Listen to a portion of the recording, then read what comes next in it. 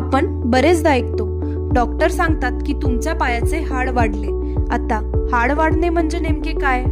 प्रामुख्याने plantar fascia म्हणजेच तळव्यातील स्नायू यांवर अतिरिक्त ताण पडल्यामुळे कॅल्केनियल स्पर या आजाराचे लक्षणे जाणवायला लागतात.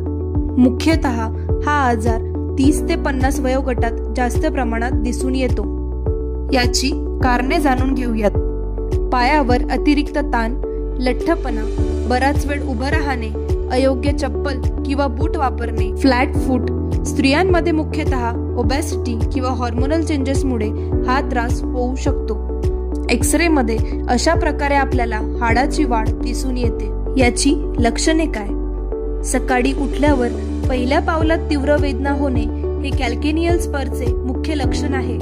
तसेच पायाची टाच अकडणे, त्यावर सूज दिसून येणे, टाचेखाली जळजळ होणे इत्यादी त्रास जाणवायला लागतात. फक्त हाडाची टोकदार वाढ झाल्यामुळेच वेदना होत नाहीत, तर प्लांटर फेशियावर अतिरिक्त ताण पडल्यामुळे इन्फ्लमेशन, पेन व रेडनेस दिसून येतो. काही चेंजेस केल्याने होणाऱ्या त्रासाची तीव्रता आपण कमी करू शकतो, जसे की सॉफ्ट फुटवेअर वापरणे, कडक बूट व चप्पल टाळणे, जास्त वेळ उभं न राहणे. ओबॅसिटी मॅनेजमेंट म्हणजेच वजनावर नियंत्रण मिळवल्यास हा आजार 50% कमी होतो. आपण कास्य थाळीने फूड थेरपी घेतल्याने प्लांटर फेशियाची मसाज तर होतेच व त्यावरील ताण देखील कमी होतो.